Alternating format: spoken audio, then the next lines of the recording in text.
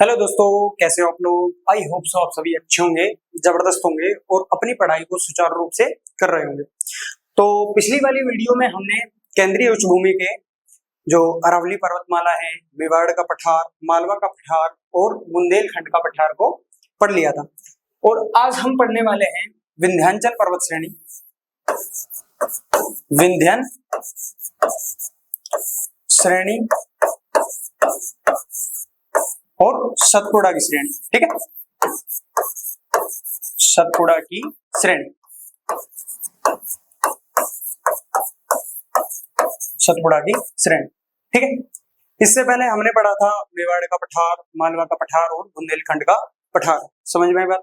और आज हम पढ़ने वाले हैं विंध्याचल श्रेणी या सतपुड़ा की श्रेणी। इसके बाद में हमारा जो केंद्रीय उच्च भूमि है, केंद्रीय उच्च भूमि के अंदर क्या क्या था, देखो एक बार मैं पहले ही लिख देता हूं जो केंद्रीय उच्च भूमि के अंदर था। पहला था अरावली पर्वतमाला,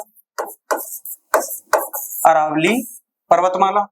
दूसरा था मेवाड़ का पठार, मेवाड़ का पठार जो राजस्थान और मध्य प्रदेश वाले जो क्षेत्र में था, तो जो इसका विस्तार था। ठीक है, राजस्थान और मध्य प्रदेश में इसका विस्तार था। और ये जो है मेवाड़ का जो पठार है वो अरावली पर्वतमाला को और मालवा के पठार को अलग करता था।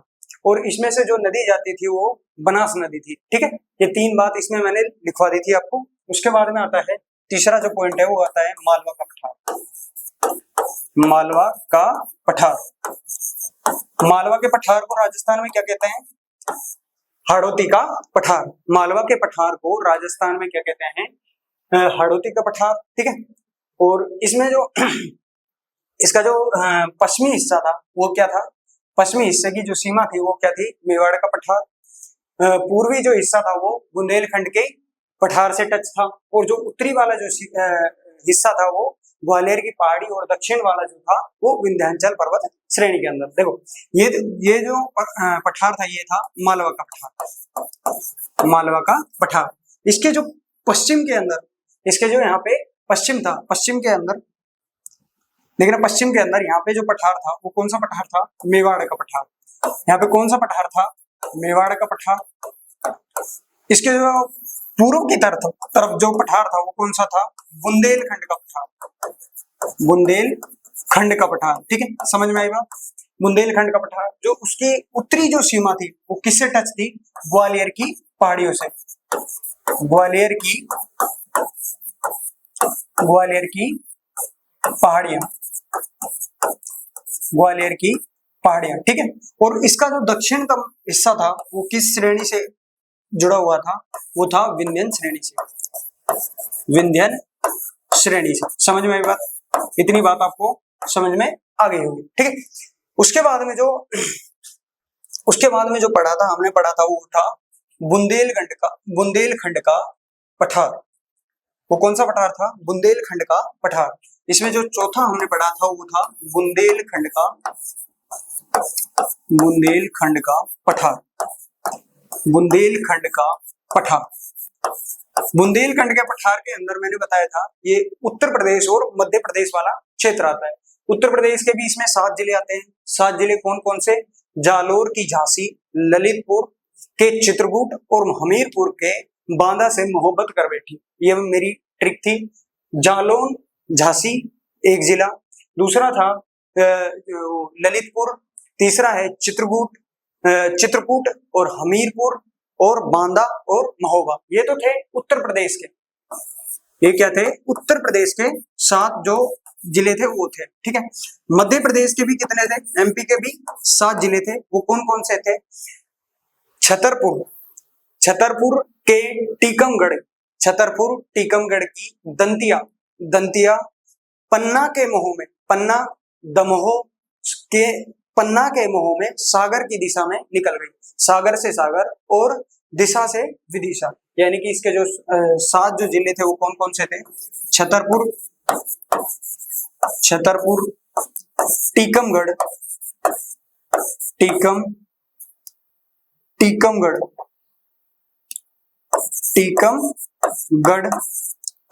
दंतिया, पन्ना के मोह में, पन्ना से पन्ना मोह से दमोह, पन्ना के मोह में, सागर की दिशा में, सागर से सागर, दिशा से विदिशा। ठीक है, ये जो 7 जिले हैं वो किसके अंदर आते थे? बुंदेलखंड के बुंदेलखंड के पठार के अंदर। ठीक है, समझ में आई बात। इसके बाद में देखना, इसके बाद में आता है, इसके अंदर ही एक जो है वो, अरे एक कम बढ़ गया, इसके अंदर ही आता है बघेलखंड का पठार, बघेलखंड का पठार जो मध्य प्रदेश और छत्तीसगढ़, इसके अंदर ही क्या आता है? बघेलखंड का पठार, बघेलखंड का पठार। बघेलखंड के पठार को वैसे अलग भी पढ़ा देते हैं, लेकिन इसी में ही लगा लो। ये क्या है? मध्य प्रदेश में छत्तीसगढ़ की सीमा पर, छत्तीसगढ़ की सीमा पर स्थित है।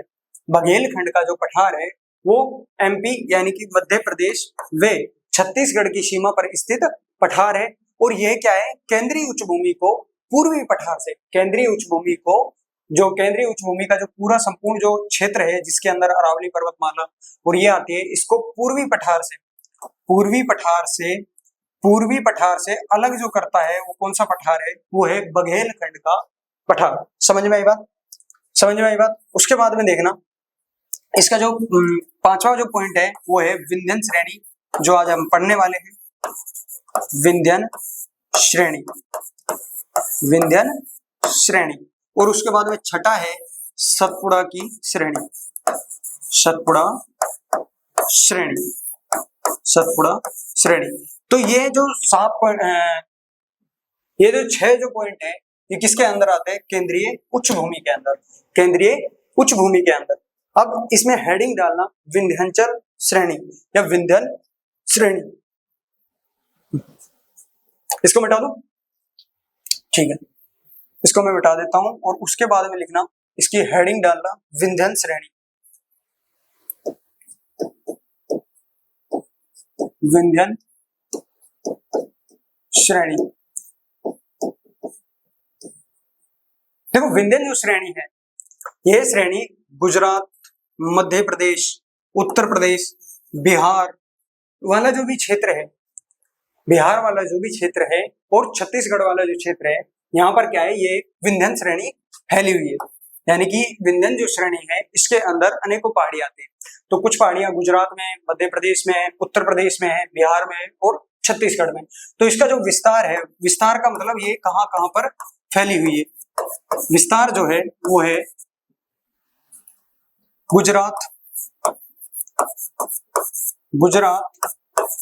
मध्य प्रदेश, गुजरात, मध्य प्रदेश, उत्तर प्रदेश,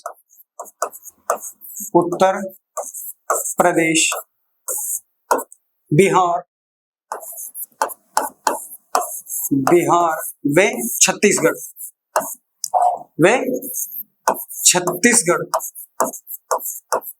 छत्तीसगढ़ के अंदर, इन राज्यों के अंदर जो विंध्यन श्रेणी है वो आती है। देखो गुजरात में जो विंध्यन श्रेणी है, यानी कि गुजरात के अंदर जो विंध्याचल पर्वत जो श्रेणी है उसको क्या कहते हैं? गुजरात में इस पर्वत श्रेणी को, इस पर्वत श्रेणी को जोबट हिल कहते हैं। क्या कहते हैं? जोबट हिल कहते हैं। समझ में आई बात? गुजरात में विंध्यन श्रेणी को क्या कहते हैं? जोबट हिल कहते हैं। उसके बाद में देखना, बिहार के अंदर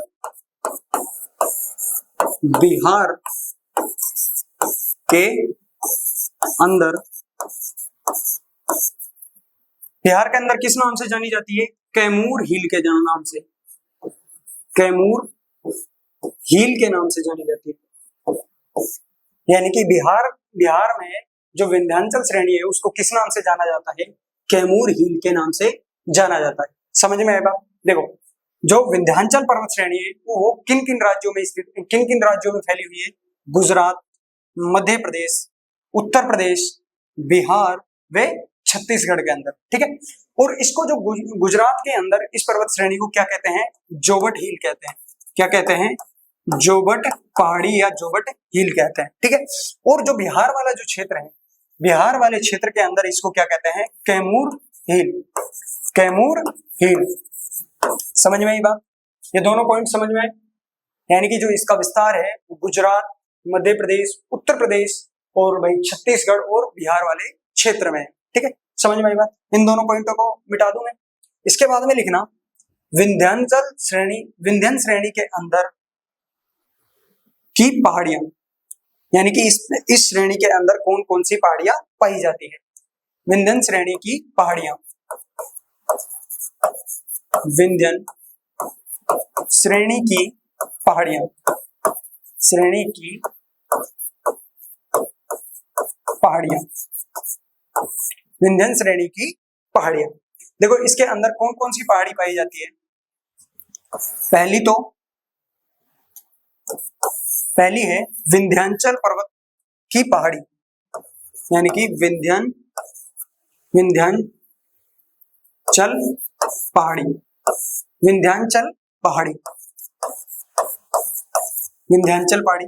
दूसरी है कैमूर पहाड़ी, कैमूर पहाड़ी। और तीसरी है पारसनाथ की पहाड़ी, पारसनाथ की पहाड़ी।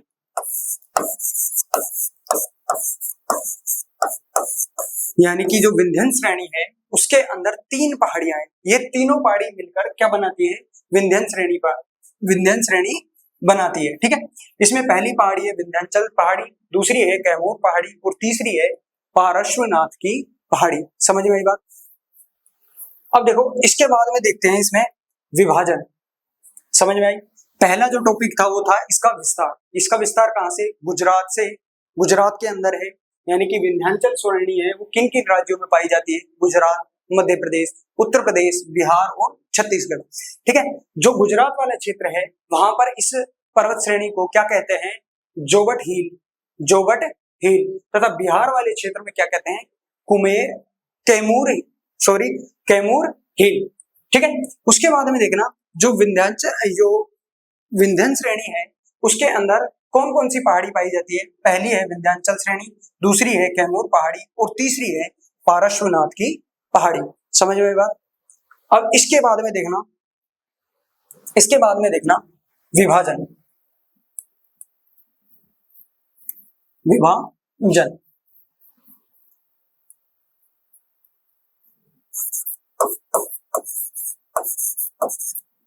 विंध्यन श्रेणी, इसमें पहला पॉइंट लिखना विभाजन के अंदर, पहला पॉइंट विंध्यन श्रेणी उत्तर भारत को, उत्तर भारत और दक्षिण भारत और दक्षिण भारत, दक्षिण भारत को प्रायद्वीपीय भारत भी कहते हैं। कई बार एग्जामिनर क्या करता है, दक्षिण भारत नहीं देकर क्या दे देता है, प्रायद्वीपीय भारत। जो ये वाला जो क्षेत्र है ये क्या है, प्रायद्वीपीय पठारों वाला क्षेत्र है, तो इसको क्या कहते हैं, प्रायद्वीपीय भारत, प्रायद्वीपीय भारत। उत्तर भारत और दक्षिण भारत का विभाजन करता है, का विभाजन करता है, करता है। समझ में आई बात। यानी कि विंध्यन जो श्रेणी है वो उत्तर भारत और दक्षिण भारत का विभाजन करता है। देखो यहां पे क्या है, गुजरात से लेकर ये कौन सी पर्वत श्रेणी है, विंध्यन श्रेणी है। ये कौन सी श्रेणी है, विंध्यन श्रेणी है, विंध्यन श्रेणी है जो लगभग भारत के मध्य से गुजरती है। तो इसके जो ऊपर वाला ये वाला क्षेत्र है, ये वाला क्षेत्र कौन सा है, उत्तर भारत का क्षेत्र। ये वाला क्षेत्र कौन सा है, उत्तर भारत का क्षेत्र। और ये वाला जो क्षेत्र है ये क्या है, प्रायद्वीपीय भारत या दक्षिण भारत का क्षेत्र। यानी कि दक्षिण भारत के क्षेत्र को उत्तर भारत के क्षेत्र से विभाजन करने वाला कौन सा पर्वत श्रेणी है, वो है विंध्याचल पर्वत श्रेणी। समझ में आई बात, समझ में आई बात। उसके बाद में देखना देखो ये जो है यहाँ पे क्या है, गंगा नदी का मैदान है, गंगा नदी का मैदान है। और गंगा नदी के मैदान का जो क्षेत्र है उसको क्या कहते हैं, गंगा नदी का अपवाह क्षेत्र। गंगा नदी का ये वाला जो है ये क्या है, गंगा नदी का अपवाह क्षेत्र का अपवाह क्षेत्र, अपवाह क्षेत्र, ठीक है। गंगा नदी के अपवाह क्षेत्र को, ये वाला जो क्षेत्र है यहाँ पे क्या है, यहाँ पे प्रायद्वीपीय जो पठार है उसकी नदियां पाई जाती है, महानदी, कावेरी, कृष्णा, गोदावरी, नर्मदा और ताप्ती नदी। और ये वाला जो क्षेत्र है वो क्या है, प्रायद्वीपीय पठार का, प्रायद्वीपीय भारत का, प्रायद्वीपीय भारत का अपवाह क्षेत्र,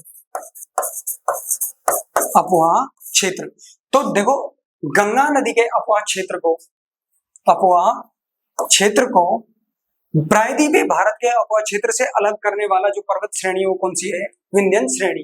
तो इसमें जो नेक्स्ट पॉइंट है वो लिखना कि गंगा नदी के यह श्रेणी लिखना, यह श्रेणी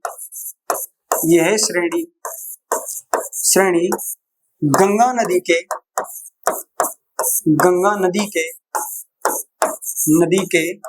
अपवाह क्षेत्र को, गंगा नदी के अपवाह क्षेत्र को प्रायद्वीपीय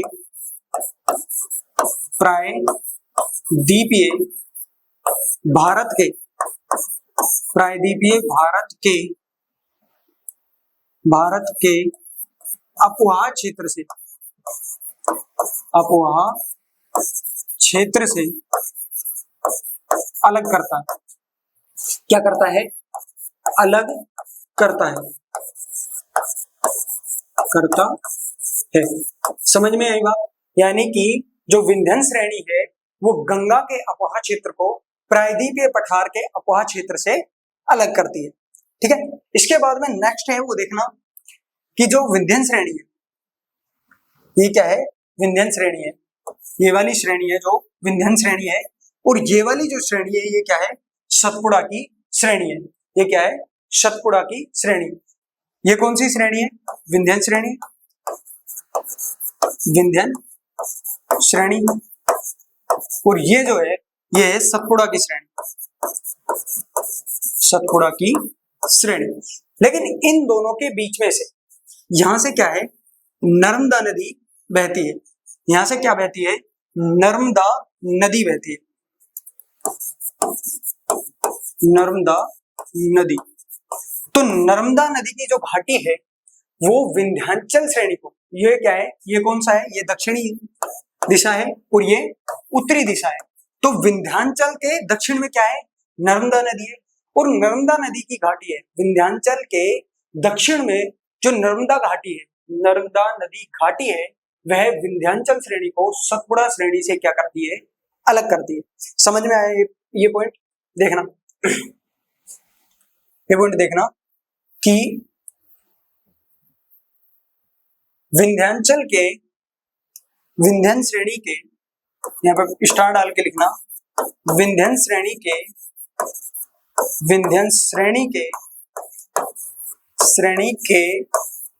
दक्षिण में स्थित, दक्षिण में नर्मदा नदी घाटी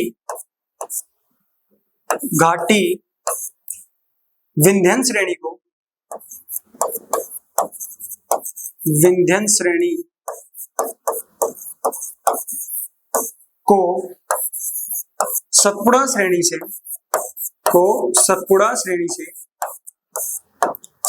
श्रेणी से अलग करती है, श्रेणी से अलग करती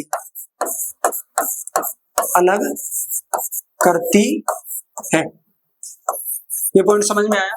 यानी कि जो विंध्यन जो श्रेणी है उसके दक्षिण में क्या है, नर्मदा नदी का क्षेत्र है, नर्मदा नदी बहती है।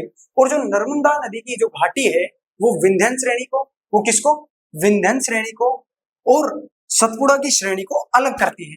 भाई देखो, दो चीज को अलग करते हैं तो क्या करते हैं, उसके बीच में कुछ रख दो, ठीक है। जैसे एक बर्तन है, बर्तन में एक तरफ दूध है और एक तरफ जल है, उन दोनों को अलग कैसे करेंगे, पहले उसमें बीच में अच्छे से एक दीवार लगा दो। तो जो दीवार का काम करती है वो कौन सी नदी करती है, वो नर्मदा नदी करती है। जो नर्मदा नदी है वो विंध्याचल श्रेणी को सतपुड़ा श्रेणी से अलग करती है। इसके तीनों पॉइंट आपको समझ में आ गए होंगे।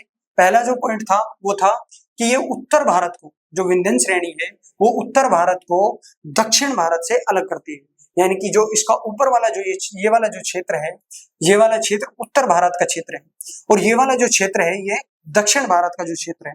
यानी कि उत्तर भारत को दक्षिण भारत से अलग कौन सी पर्वत श्रेणी करती है, विंध्यन पर्वत श्रेणी या विंध्याचल पर्वत श्रेणी करती है। ठीक है, उसके बाद में देखो जो गंगा नदी का मैदान है, वो गंगा नदी का मैदान है, जो गंगा नदी द्वारा बनाया गया मैदान, गंगा नदी का अपवाह क्षेत्र। गंगा नदी के मैदान को क्या कहते हैं, गंगा नदी का जो अपवाह क्षेत्र है उसको, और दक्षिण भारत के अपवाह क्षेत्र को, यानी कि दक्षिण भारत के या प्रायद्वीपीय भारत के अपवाह क्षेत्र को प्रायद्वीपीय पठार की नदियों द्वारा, यानी कि प्रायद्वीपीय भारत की नदियों द्वारा बनाया गया जो मैदानी क्षेत्र, वो क्या कहलाता है, प्रायद्वीपीय भारत का अपवाह क्षेत्र। यानी कि गंगा नदी के अपवाह क्षेत्र को प्रायद्वीपीय भारत के अपवाह क्षेत्र से अलग करने वाली जो पर्वत श्रेणी को कौन सी है, विंध्यन पर्वत श्रेणी है। समझ में आई बात, समझ में आई बात। उसके बाद में जो लास्ट पॉइंट था कि विंध्यन श्रेणी और सतपुड़ा की जो श्रेणी है, जो सतपुड़ा श्रेणी है उसको अलग जो करती है वो कौन सी नदी करती है, वो करती है नर्मदा नदी। वो कौन सी नदी करती है, नर्मदा नदी। यानी कि विंध्याचल श्रेणी के दक्षिण में, यानी कि नीचे की तरफ, ये कौन सा हिस्सा है, दक्षिण वाला हिस्सा है, कि विंध्याचल श्रेणी के दक्षिण में नर्मदा नदी घाटी जो विंध्याचल श्रेणी को और सतपुड़ा श्रेणी को अलग करती है। समझ में आएगा। इसके बाद में विंध्याचल श्रेणी में बस इतना ही मोस्ट इंपोर्टेंट जो पॉइंट है वो इतना ही है। ठीक है, इसके बाद में देखना सतपुड़ा की श्रेणी, जो कि केंद्रीय उच्च भूमि का अंतिम टॉपिक भी है। लास्ट जो टॉपिक है वो कौन सा है, सतपुड़ा की श्रेणी। अंतिम कहना थोड़ा awkward होगा, तो लास्ट जो टॉपिक है वो कौन सा है, सतपुड़ा की श्रेणी। सतपुड़ा श्रेणी, सतपुड़ा पर्वत श्रेणी या सतपुड़ा श्रेणी, सतपुड़ा पर्वत श्रेणी, सतपुड़ा पर्वत श्रेणी, पर्वत श्रेणी। ठीक है, सतपुड़ा जो पर्वत श्रेणी है इसमें देखना ये मध्य प्रदेश, ये गुजरात, ये गुजरात, मध्य प्रदेश, गुजरात, मध्य प्रदेश, महाराष्ट्र वे छत्तीसगढ़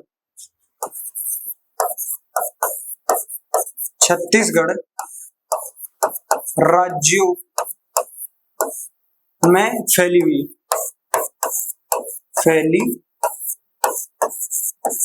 हुई है। जो सतपुड़ा की श्रेणी है ये गुजरात, मध्य प्रदेश, महाराष्ट्र और छत्तीसगढ़ के अंदर फैली हुई है। ठीक है, और जो विंध्याचल पर्वत श्रेणी है वो किन किन राज्यों में है, गुजरात, मध्य प्रदेश और उत्तर प्रदेश, बिहार और छत्तीसगढ़ के अंदर। ठीक है, समझ में आएगा। अब देखना जो सतपुड़ा की श्रेणियां हैं इसके अंदर कौन कौन सी पहाड़ियां आती है, इसके अंदर पहाड़ियां कौन कौन सी है, पहाड़ियां इसके अंदर राजपीपला पहाड़ी, राजपीपला पहाड़ी।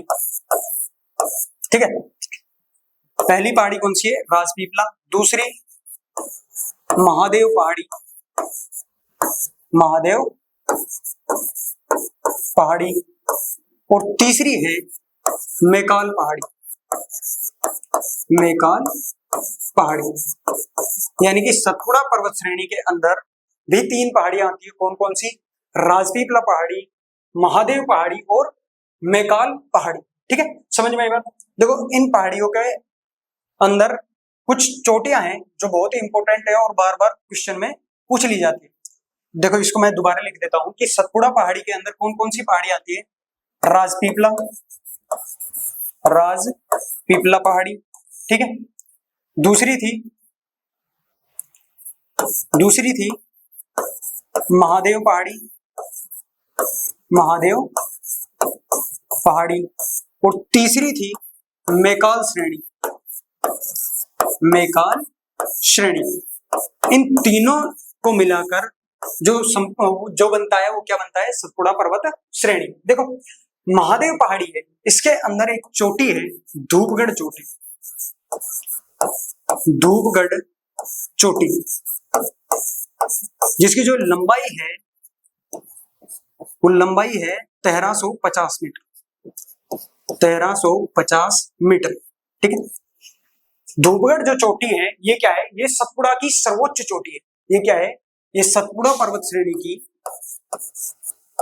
सतपुड़ा पर्वत श्रेणी की सर्वोच्च चोटी है,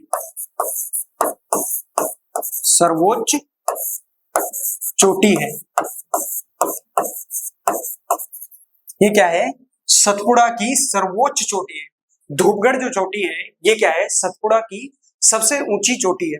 यदि ये सतपुड़ा की सबसे ऊंची चोटी है तो महादेव पहाड़ी की भी, महादेव जो पर्वत है उसकी भी क्या है, सबसे ऊंची चोटी है, ठीक है। इसकी जो लंबाई है वो कितनी है, 1350 मीटर, 1350 मीटर, ठीक है, समझ में आया। उसके बाद में देखना मैकाल जो श्रेणी है, मैकाल श्रेणी के अंदर भी चोटी पाई जाती है अमरकंटक चोटी, अमरकंटक चोटी, अमरकंटक चोटी। इसकी जो लंबाई है वो है 1065 मीटर, 1065 मीटर। ये अमरकंटक जो चोटी है ये क्या है, मैकाल श्रेणी की ही सर्वोच्च चोटी है। ये क्या है, मैकाल श्रेणी की ही सर्वोच्च चोटी है, मैकाल श्रेणी की ही सर्वोच्च चोटी है, ठीक है, समझ में आया। देखो सतपुड़ा की पर्वत श्रेणी के अंदर, सतपुड़ा पर्वत श्रेणी के अंदर 3 पहाड़ी आती है, कौन कौन सी, राजपीपला पहाड़ी, महादेव पहाड़ी और मैकाल पर्वत श्रेणी, ठीक है। इन श्रेणियों को मिलाकर ही क्या बनता है, सतपुड़ा की पर्वत श्रेणी बनती है, ठीक है। इसमें महादेव जो पहाड़ी है उसके अंदर धूपगढ़ चोटी है, उसके अंदर क्या है, धूपगढ़ चोटी है, जिसकी लंबाई कितनी है, 1350 मीटर। ये क्या है, जो सतपुड़ा की पहाड़ी है, जो क्या है, सतपुड़ा की पहाड़ी है उसकी सबसे ऊंची जो चोटी है वो कौन सी है, धूपगढ़ चोटी। वो कौन सी है, धूपगढ़ चोटी है, सबसे ऊंची जो चोटी है, सबसे ऊंची चोटी, सबसे ऊंची चोटी, ऊंची चोटी वो कौन सी है, धूपगढ़ चोटी है। और उसकी लंबाई कितनी है, 1350 मीटर। लेकिन कई बार एग्जामिनर क्या करता है, थोड़ा सा घुमा देता है और पूछता है महादेव पहाड़ी की सबसे ऊंची चोटी कौन सी है, तो भी क्या होगा, धूपगढ़ चोटी होगा, तो भी क्या होगा, धूपगढ़ चोटी होगा। उसके बाद में देखना मैकाल जो श्रेणी के अंदर है उसमेमें एक चोटी है अमरकंटक चोटी। कौन सी चोटी है, अमरकंटक चोटी, जिसकी जो लंबाई है वो ऊंचाई है वो कितनी है, 1365 मीटर। ये क्या है, मैकाल श्रेणी की सबसे ऊंची चोटी है। क्या है, समझ में आई बात, ये दोनों पॉइंट समझ में आए, महादेव श्रेणी के और मैकाल श्रेणी के, ठीक है। इसके बाद में देखना विभाजन। इन श्रेणियों के अंदर आपको 3 चीज याद रखनी है। पहला, इसकी पहाड़ियां, विस्तार और विभाजन, ठीक है, समझ में आई। जो विंध्याचल श्रेणी है और जो सतपुड़ा श्रेणी है उसके अंदर आपको कुछ नहीं देखना, 2 चीज आपको देखनी है। पहला तो उसका विस्तार, यानी कि वो किन किन राज्यों के अंदर फैली हुई है, ठीक है। दूसरा, उसके अंदर कौन कौन सी पहाड़ियां पाई जाती है जिसके द्वारा उस पर्वत श्रेणी का निर्माण होता है। और तीसरा, उनका विभाजन। देखो ये कौन सी श्रेणी थी, ये श्रेणी थी विंध्याचल श्रेणी या विंध्याचल श्रेणी। उसके बाद में ये वाली जो श्रेणी है ये कौन सी है, सतपुड़ा श्रेणी। ये कौन सी श्रेणी है, सतपुड़ा की श्रेणी। लेकिन इसके दक्षिण में, विंध्याचल पर्वत श्रेणी के दक्षिण में कौन सी नदी बहती है, नर्मदा नदी। और जो सतपुड़ा जो पर्वत श्रेणी है उसके जो दक्षिण में कौन सी नदी बहती है, ताप्ती नदी। ये वाली जो नदी है ये कौन सी है, नर्मदा नदी, नर्मदा नदी, ठीक है। और ये वाली जो नदी है, ये वाली कौन सी है? ताप्ती नदी, ताप्ती नदी। तो देखो, नर्मदा नदी और ताप्ती नदी के मध्य जल विभाजन का कार्य कौन सा पर्वत श्रेणी करता है? सतपुड़ा पर्वत श्रेणी करती है। कौन सी श्रेणी करती है? सतपुड़ा पर्वत श्रेणी करती है। यानी कि ये जो नर्मदा नदी का पानी है, उस पानी को ताप्ती नदी के पानी से अलग करती है, इन दोनों को मिलने नहीं देती है। तो इसके विभाजन में बस इतना ही है कि नर्मदा नदी वे ताप्ती नदी वे ताप्ती नदी वे ताप्ती नदी के मध्य जल विभाजन का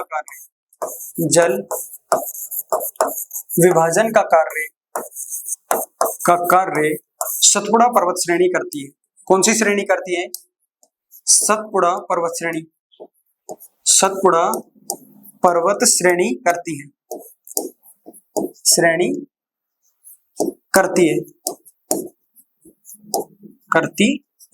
समझ में आई बात? इतनी बात समझ में आई? यानी कि जो नर्मदा नदी है और जो ताप्ती नदी है, इन दोनों के मध्य जल विभाजन का कार्य कौन सा पर्वत श्रेणी करती है? सतपुड़ा की पर्वत श्रेणी करती है। ठीक है, इतनी बात समझ में आई। तो सतपुड़ा श्रेणी के अंदर भी अपने को तीन ही बात याद रखनी है। पहला उसका विस्तार, उसका जो विस्तार है वो कहाँ है? गुजरात, मध्य प्रदेश, महाराष्ट्र और छत्तीसगढ़। लेकिन इसमें एक और देखना कि इसका जो कुछ हिस्सा है, जो सतपुड़ा श्रेणी का कुछ हिस्सा है, वो कहाँ पे? छोटे नागपुर के पठार के अंदर भी जा रहा है। ठीक है, इसी प्रकार जो विंध्याचल पर्वत श्रेणी है, इसका कुछ हिस्सा छोटे नागपुर के पठार यानी कि पूर्वी पठार के अंदर भी पाया जाता है। ठीक है, समझ में आई बात? और दूसरा, इसमें कौन कौन सी पहाड़ियां पाई जाती है? पहली राजपीपला पहाड़ी, दूसरी महादेव पर्वत पहाड़ी और तीसरी मैकाल श्रेणी। जो महादेव पर्वत पहाड़ी है, महादेव पहाड़ी की जो सबसे ऊंची चोटी है वो कौन सी है? धूपगढ़ चोटी। यह क्या है? सतपुड़ा की भी सर्वोच्च चोटी है। उसकी जो लंबाई है वो कितनी है? 1350 मीटर। ठीक है, समझ में आई बात? उसके बाद में आया था मैकाल श्रेणी, मैकाल पर्वत श्रेणी। और मैकाल पर्वत श्रेणी की सबसे ऊंची चोटी कौन सी है? अमरकंटक है। और उसकी जो लंबाई है, नहीं, जो ऊंचाई है वो कितनी है? 1065 मीटर। ठीक है, और जो सतपुड़ा श्रेणी है वो क्या करती है? नर्मदा और ताप्ती नदी के मध्य जल विभाजन का कार्य करती है। ठीक है, ये 3-4 पॉइंट है, अपने को याद रखने हैं। इसके बाद में अपना जो केंद्रीय उच्च भूमि है, केंद्रीय उच्च भूमि के अंदर अपन ने लगभग सारे जो पॉइंट है वो कंसीडर कर लिए हैं, उनको पढ़ लिया है। तो मैं एक बार बता देता हूँ, केंद्रीय उच्च भूमि के अंदर कौन कौन से पॉइंट थे? पहला, अरावली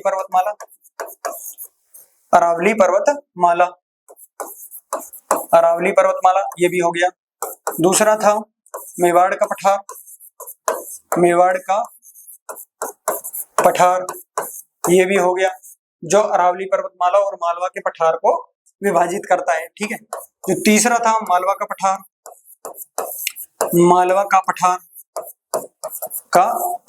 ये भी हो गया। नंबर चौथा बुंदेलखंड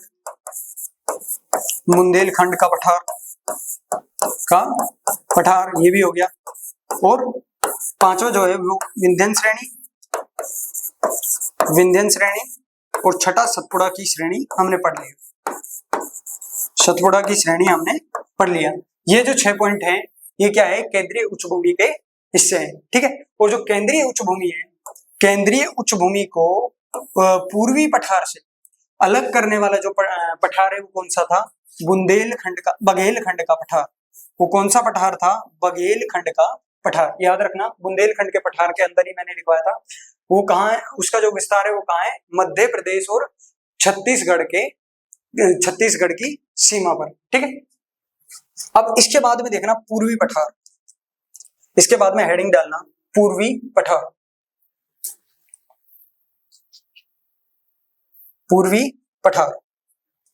हेडिंग डालना पूर्वी पठार।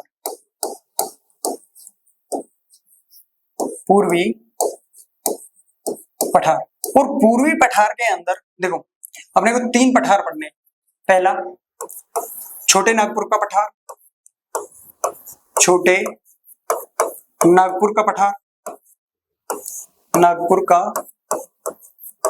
पठार। दूसरा छत्तीसगढ़ बेसिन, छत्तीसगढ़ बेसिन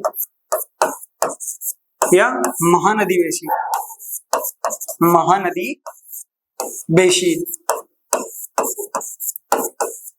और तीसरा और जो लास्ट पॉइंट अपने को इसमें पढ़ना है वो है दंडकारण्य का पठार, दंडकारण्य का पठार, कारण्य, कारण्य देख लेना, ये थोड़ा मिस्टेक लग रहा है मेरे को, का पठार, ठीक है। दंडकारण्य, कारण्य का पठार या दंडकारण्य का पठार, ठीक है। ये अपने को तीन चीज इसमें पढ़नी है, छोटे नागपुर का पठार, दंडकारण्य का पठार और छत्तीसगढ़ बेसिन या महानदी बेसिन, ठीक है। समझ में आई बात। इसके बाद में देखना, अब हमको पढ़ना है छोटे नागपुर का पठार, तो हेडिंग डालना छोटे नागपुर का पठार। ये सबसे इंपॉर्टेंट पठार है, लगभग इसमें से क्वेश्चन पूछ ही लेता है छोटे नागपुर के पठार में से। छोटे नागपुर का पठार, छोटे नागपुर का, छोटे नागपुर का पठार, का पठार। और छोटे नागपुर के पठार के अंदर देखना, छोटे नागपुर के पठार के अंदर देखना, इसका जो विस्तार है, इसका जो विस्तार है, विस्तार देखना छोटे नागपुर के पठार का। ये मुख्यतः झारखंड के अंदर, यानी कि जो छोटे नागपुर के पठार का जो सर्वाधिक भाग है वो कहाँ पे, झारखंड के अंदर, यानी कि इसके अंदर ये मुख्य झारखंड के अंदर, यानी कि सबसे ज्यादा जो हिस्सा है वो किसके अंदर है, झारखंड के अंदर है। उसके बाद में आता है दक्षिणी बिहार, दक्षिणी बिहार, उत्तरी छत्तीसगढ़, उत्तरी छत्तीसगढ़, वे पश्चिम बंगाल का, वे पश्चिम बंगाल, पश्चिम बंगाल का पुरुलिया जिला, पुरुलिया जिला, पुरुलिया जिला, वे उत्तरी उड़ीसा, उत्तरी ओडिशा। देखो भाई लोगों, इनको तो आपको याद करना ही पड़ेगा, क्योंकि इनकी ना तो कोई शॉर्ट ट्रिक है और ना कोई इनको छोड़ सकते हैं। क्योंकि जो छोटे नागपुर का जो पठार है वो किन किन राज्यों के अंदर है, वो है झारखंड, मुख्यतः ये झारखंड के अंदर है। यानी कि छोटे नागपुर के जो पठार का जो सर्वाधिक जो क्षेत्र है, सर्वाधिक जो भाग है वो कहाँ पे है, झारखंड के अंदर है। उसके बाद में जो दक्षिण बिहार का जो हिस्सा है, ये वाला नीचे वाला जो हिस्सा है बिहार का वो भी, और उत्तरी छत्तीसगढ़, ये वाला झारखंड हो गया। इधर जो उत्तरी, इसका झारखंड का ऊपरी वाला जो हिस्सा है, ये छत्तीसगढ़ का जो ऊपरी वाला जो हिस्सा है, ये भी किसके अंदर आता है, छोटे नागपुर के अंदर। और मैंने बताया था पश्चिम बंगाल का पुरुलिया जिला, यानी कि जब मैं गंगा नदी का मैदान का जो प्रादेशिक विभाजन बता रहा था, तो उसमें जो निम्न गंगा का क्षेत्र था उसमें मैंने नोट करके लिखवाया था कि जो निम्न गंगा के मैदान के अंदर दार्जिलिंग का पर्वतीय क्षेत्र और पश्चिम बंगाल का पुरुलिया जिला नहीं आता है। तो जो पश्चिम बंगाल का जो पुरुलिया जिला है वो किसके अंदर आता है, छोटे नागपुर के पठार के अंदर आता है। जो ओडिशा का जो उत्तरी हिस्सा है, ऊपर वाला जो हिस्सा है, वो भी किसके अंदर आता है, छोटे नागपुर के पठार के अंदर आता है। समझ में ये बात। झारखंड के अंदर ये मुख्यतः पाया जाता है, यानी कि जो छोटे नागपुर का पठार का जो सर्वाधिक जो भाग है वो किसके अंदर है, झारखंड के अंदर है। दक्षिणी बिहार, यानी कि बिहार का जो नीचे वाला हिस्सा है वो किसके अंदर आता है, छोटे नागपुर का पठार के अंदर।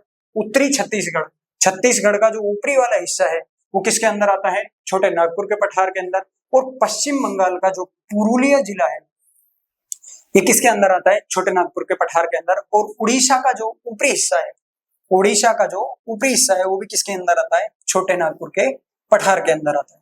ठीक है, समझ में आई बात।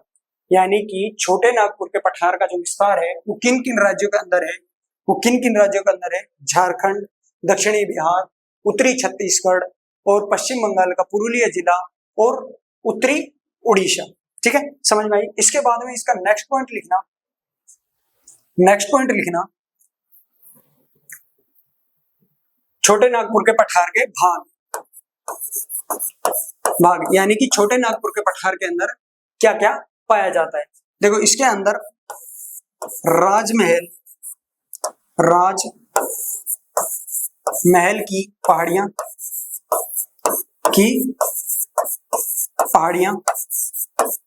ठीक है, राजमहल की पहाड़ियां, यहां से उत्तर पूर्व लगाना, उत्तर पूर्व, इसको मैं अभी थोड़ी देर में बताता हूं उत्तर पूर्व क्या है, ठीक है। दूसरा है हजारीबाग, हजारीबाग का पठार, हजारीबाग का पठार, और तीसरा और लास्ट है रांची का पठार, तीसरा और लास्ट है रांची का पठार, रांची का पठार। ये उत्तर और ये दक्षिण। देखो मैप में ये क्या है, उत्तर है, ये क्या है, दक्षिण है, और ये क्या है, पूर्व है। देखो ये जो क्षेत्र है, ये वाला क्षेत्र जो है ये क्या है, छोटे नागपुर के पठार का क्षेत्र है, छोटे नागपुर के पठार का क्षेत्र है। ये कौन सा क्षेत्र है, छोटे नागपुर के पठार का क्षेत्र है, ये वाला। इसके जो उत्तर पूर्व के अंदर, उत्तर और पूर्व की दिशा में यहाँ पर क्या पाई जाती है, राजमहल की पहाड़ियां। यहाँ पे क्या पाई जाती है, राजमहल की पहाड़ियां। और इसका जो उत्तरी हिस्सा है, इस उत्तरी हिस्से के अंदर, इसका जो उत्तरी हिस्सा है, उत्तरी हिस्से के अंदर क्या पाया जाता है, हजारीबाग का पठार, हजारीबाग का पठार, ठीक है, हजारीबाग का पठार। और इसका जो दक्षिण हिस्सा है, इसमें क्या पाया जाता है, रांची का पठार, रांची का पठार। तो जो छोटे नागपुर का पठार है वो इन तीनों चीजों के मिलने से बनता है। कौन कौन सी तीन चीज, पहला राजमहल की पहाड़ियां, जो इसके उत्तर पूर्वी हिस्सा है, इसका जो उत्तर पूर्वी हिस्सा है वो क्या है, राजमहल की पहाड़ी। और जो इसका उत्तरी हिस्सा है वो क्या है, हजारीबाग का पठार है।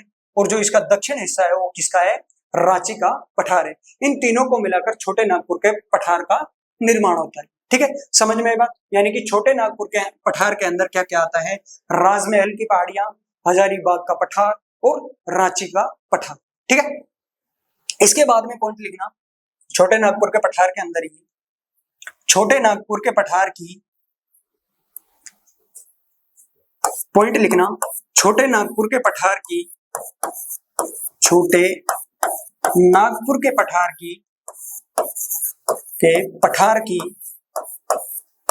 पठार की सबसे बड़ी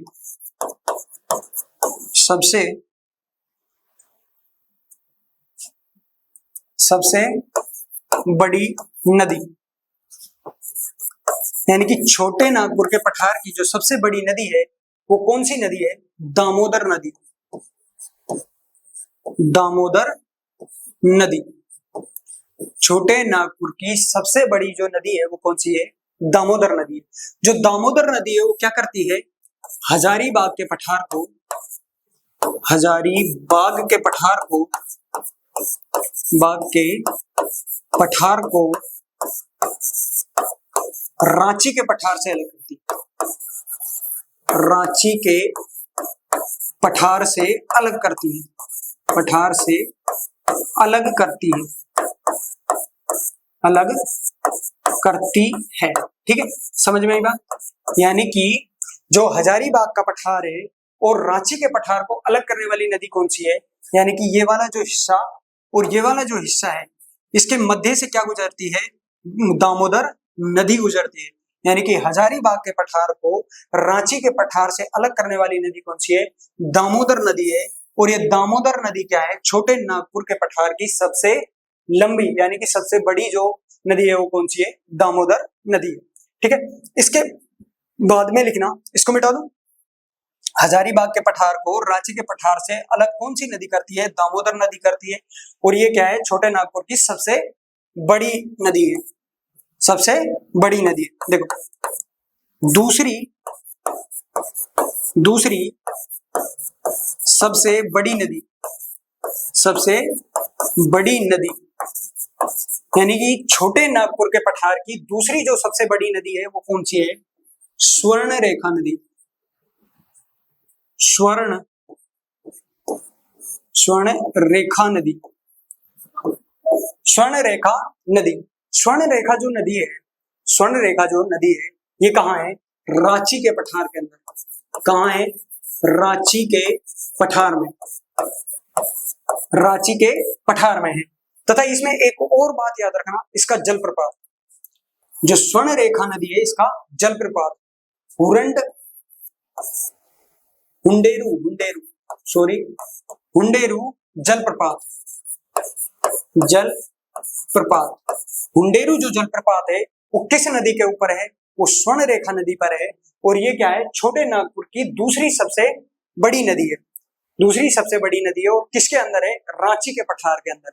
जो छोटे नागपुर के पठार का जो रांची के पठार वाला जो हिस्सा है, उसके अंदर क्या है? स्वर्ण रेखा नदी है, और उसके अंदर ही क्या है? हुंडेरू जलप्रपात है। समझ में आई बात? ठीक है, इतनी बात समझ में आई। इसके बाद में ये दोनों पॉइंट समझ में आए, यानी कि छोटे नागपुर के पठार की जो सबसे बड़ी नदी है वो कौन सी है? दामोदर नदी है। और दामोदर नदी क्या करती है? हजारीबाग के पठार को रांची के पठार से अलग करती है। ठीक है, उसके बाद में जो दूसरी सबसे बड़ी जो नदी है वो कौन सी है? स्वर्ण रेखा नदी है, जो कहाँ पे है? रांची के पठार के अंदर है, छोटे नागपुर के रांची के पठार वाले हिस्से में है। और इसके अंदर हुंडेरू जलप्रपात है। ठीक है, कई बार पूछा गया है हुंडेरू जलप्रपात कौन सी नदी पर स्थित है। ठीक है, ये दोनों पॉइंट समझ में आए, इन दोनों को मिटा दूं। इसके बाद में लिखना छोटे नागपुर के पठार की सबसे ऊंची चोटी, छोटे नागपुर के पठार की, छोटे नागपुर के पठार की, नागपुर के पठार की सबसे ऊंची चोटी, की सबसे ऊंची चोटी, ऊंची चोटी, जो सबसे ऊंची चोटी है वो पारास्वनाथ की चोटी है, पारस्वनाथ हिल, पारसनाथ हिल। और जो पारसनाथ हिल है ये कहां पे है? हजारीबाग के पठार में, हजारीबाग के पठार में, बाग के पठार में, हजारीबाग के पठार में। अरे यार हिंदी लगा ली, कोई नहीं, इसको समझ लेना, हजारीबाग के पठार में। ठीक है, यानी कि छोटे नागपुर की जो सबसे ऊंची चोटी है वो कौन सी है? पारसनाथ चोटी पर या पारसनाथ हिल। ठीक है, और ये कहां पे है? हजारीबाग के पठार के अंदर है, हजारीबाग के पठार के अंदर है। ठीक है, उसके बाद में इसमें एक नेक्स्ट पॉइंट डालना, हेडिंग डालना है, पाट भूमि। कई बार पूछा गया है, पूछा तो नहीं गया है लेकिन इंपॉर्टेंट है थोड़ा सा। पाट भूमि, पाट भूमि। देखो ये पाट भूमि क्या है? ये पाट भूमि है जो छोटे नागपुर का पठार है, उसके अंदर ग्रेफाइट की जो चट्टानें पाई जाती है, उसकी जो ऊंची स्थलाकृति या दीपनुमा जो संरचना। देखो दीप कैसे होते हैं? इधर चारों तरफ उसके पानी होता है, और उसके जो ऊंचे वाला जो हिस्सा है वो क्या होता है? दीप होता है। यानी कि जो ये पाट भूमि है, पाट भूमि क्या होती है? ग्रेफाइट की चट्टानों द्वारा निर्मित एक दीपनुमा संरचना होती है, एक दीपनुमा स्थलाकृति होती है। यानी कि इसके जो पास की जो जमीन होती है वो नीचे होती है, और ये क्या है? जो चट्टान होती है ये उभरी हुई होती है, यानी कि ऊपर होती है। तो पाट भूमि क्या है? पाट भूमि है छोटे नागपुर में, छोटे नागपुर के पठार में, छोटे नागपुर के पठार में ग्रेफाइट चट्टान में, ग्रेफाइट चट्टान, ग्रेफाइट चट्टान की, ग्रेफाइट चट्टान द्वारा, ग्रेफाइट चट्टान द्वारा निर्मित दीपनुमा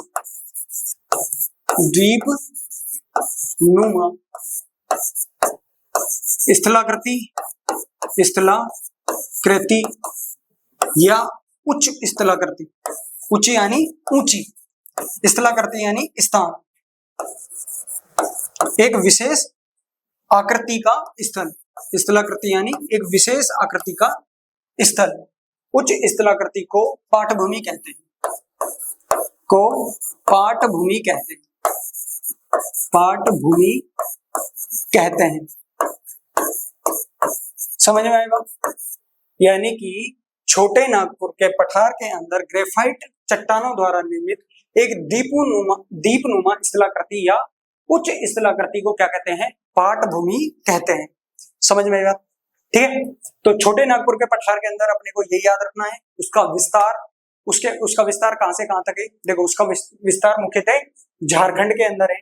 झारखंड के बाद में जो दक्षिण बिहार का जो नीचे वाला नीचे कौन सी जो दिशा है वो कौन सी है? दक्षिणी बिहार और छत्तीसगढ़ का उत्तरी हिस्सा और उड़ीसा का उत्तरी हिस्सा, छत्तीसगढ़ का भी उत्तरी हिस्सा और ओडिशा का भी उत्तरी हिस्सा, वे पश्चिम बंगाल का जो पुरुलिया जिला है वो किसके अंदर आता है? छोटे नागपुर के पठार के अंदर आता है। ठीक है, समझ में आई बात? उसके बाद में उसके अंदर जो छोटे नागपुर के पठार के अंदर क्या क्या आता है? इसका जो उत्तरी पूर्वी हिस्सा है वो राजमहल की पहाड़ियों का हिस्सा है, हजारीबाग का पठार और रांची का पठार, यानी कि राजमहल की पहाड़ियां, हजारीबाग का पठार और रांची के पठार को मिलकर क्या बनाता है? छोटे नागपुर के पठार का निर्माण होता है। ठीक है, उसके बाद में छोटे नागपुर के पठार की सबसे बड़ी जो नदी है वो कौन सी है? दामोदर नदी है। और दामोदर नदी हजारीबाग के पठार को रांची के पठार से क्या करती है? अलग करती है। ठीक है, समझ में आई बात? उसके बाद में जो छोटे नागपुर के पठार है, छोटे नागपुर के पठार की दूसरी जो सबसे बड़ी नदी है वो कौन सी है? स्वर्णरेखा नदी है। कौन सी है? स्वर्णरेखा नदी है। और स्वर्णरेखा नदी कौन से पठार के अंदर है? रांची के पठार के अंदर है। रांची के पठार के अंदर है। और उसके अंदर जो जलप्रपात है वो कौन सा है? हुरंड जलप्रपात है, हुंडेरू जलप्रपात है। ठीक है, उसके बाद में पाटभूमि जो है वो छोटे नागपुर के पठार में ग्रेफाइट चट्टानों द्वारा निर्मित जो दीपनुमा संरचना है या दीपनुमा जो स्थलाकृति है या उच्च भूमि है उसको क्या कहते हैं? पाटभूमि कहते हैं। ठीक है, आज के लिए इतना ही, और कल हम पढ़ने वाले हैं छत्तीसगढ़ बेसिन या महानदी बेसिन। ठीक है, आज के लिए इतना ही, इसको अच्छे से आप याद कर लेना। मोस्ट इंपोर्टेंट कुछ छोटे मोटे पॉइंट है, 2 मिनट में याद हो जाएंगे। ठीक है, आज के लिए इतना ही। Thank you.